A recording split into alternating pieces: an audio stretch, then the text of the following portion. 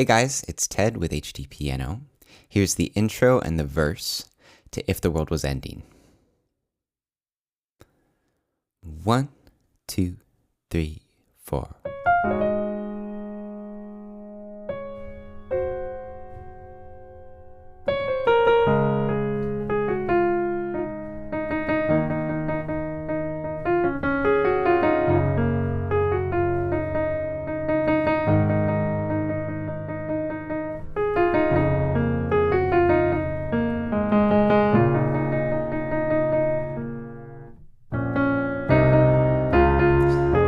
And that's the pre-chorus right there.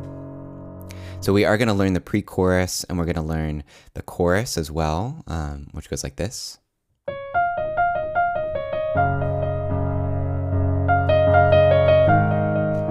Etc. And all of those later sections of this song are at hdpiano.com if you're not already there. So we have a version of this lesson that is the exact piano part from the recording. That's the accompaniment version. And that's actually a little more difficult than this version I'm going to teach you here. The beginning is exactly the same. We're just playing the piano introduction. But from then, when we get into this melody, the idea is that here's a version where if you just want to play this alone on piano, it's going to sound good. You don't need to be playing with the recording or singing along. And I was the one who arranged this, so I can explain some of my decisions in the piano arrangement to you guys as we go through the lesson. I really tried to make it as simple and clear as possible. It still might be kind of tricky. We're calling it the easy version, but don't get down if it's kind of tricky because this melody is just kind of hard. So here's the very beginning to start with. We're going to land on this chord. So check out this chord. We have A flat, E flat, G flat, and then E flat in the right hand. And I say we'll land there because we first play these two notes in the right hand, and then we have a little grace note going into the E flat. So you'll play that grace note, but land with the left hand together with the E flat. And that's pretty fun to do, so check that out first. Get that under your fingers. And then we'll count 1, 2, 3, 4, 1, 2, 3, 4. So I move through D and then play these two notes together while I still hold out the lower notes in the left hand. And that's it for the introduction. So now let's get into the verse. And we are going to start by learning the left hand here. Pretty simple. We're mostly going to be playing this shape, which is the root and the fifth of a chord. Before we get any further, I will also mention that we're in the key of D flat major, which might seem like a tricky key because there's lots of black keys. There's lots of flats in this key. It's actually a really easy key physically to play on the piano. That's my experience anyway.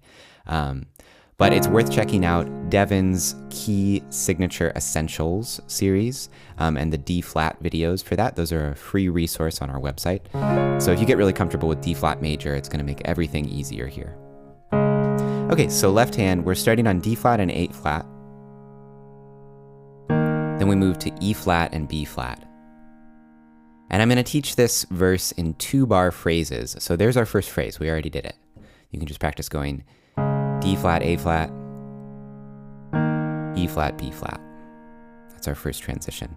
Then we're going to jump down here for the second phrase to G flat and D flat. And then we make a similar move up to A flat and E flat. So there's the second phrase.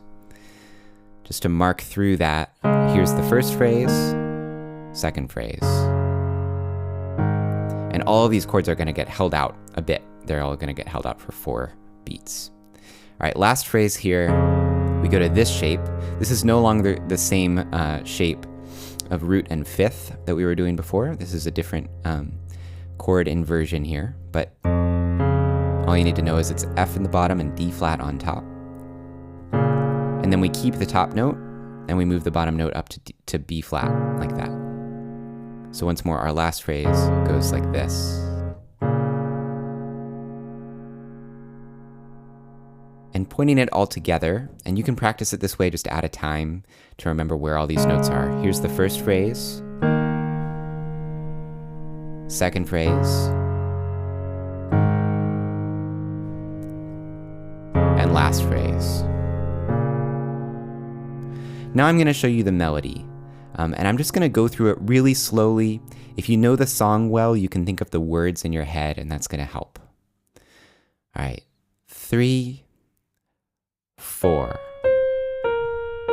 1, 2,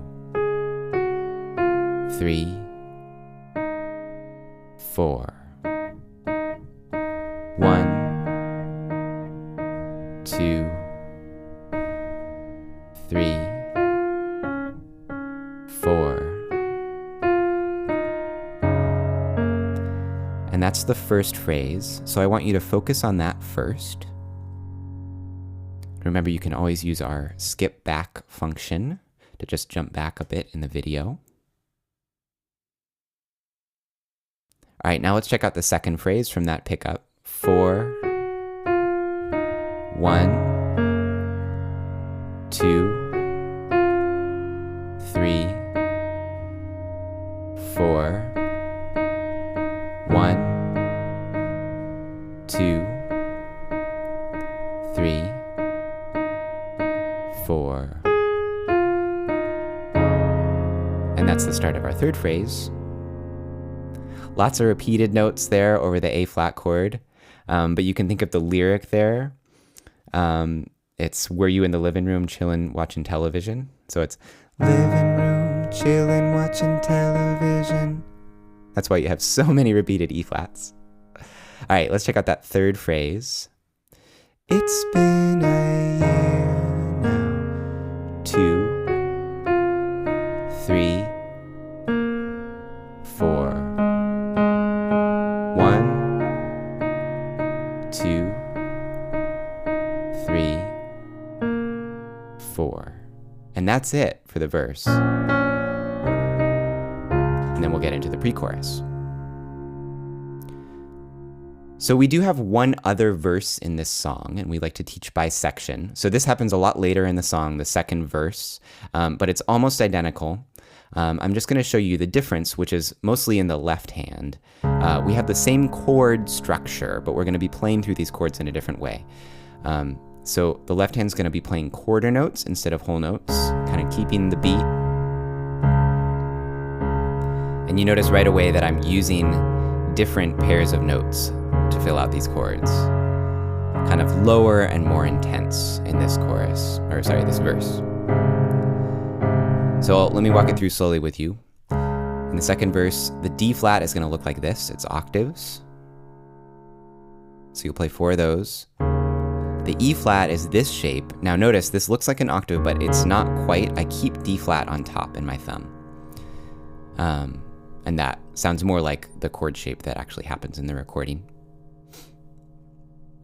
And then starting the second phrase, this is easy. This is the same G flat shape we had before, but watch out, the A flat, we actually now have 3 notes, and we're gonna play it like this. Again, this is a really crunchy chord, but we hear all these notes in the recording.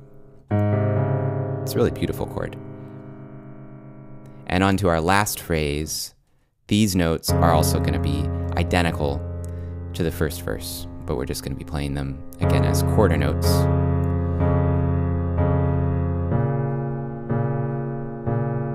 And then moving to the pre-chorus.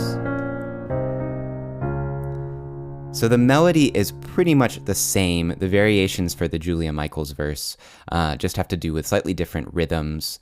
So what I'm gonna do just to help you with that is I'll play through this second verse to show you how it all fits together. One last time. Here's the second verse, a little under tempo from If the World Was Ending. 1, 2, 3, 4.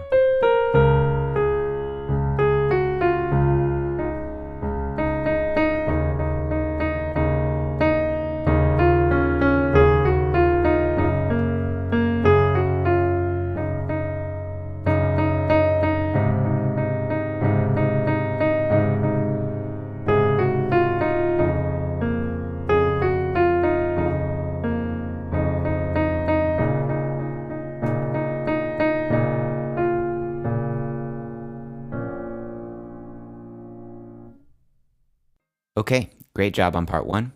If you're on hdpiano.com already, you can click on the next video. If you're not, head on over so you can keep going with this song. If there's another song you want to learn, send us your ideas at requests.hdpiano.com. You can follow us on social media for a heads up about new lessons. And if you're on YouTube, drop us a comment because we love hearing from you. I'm Ted with hdpiano.com. Until next time.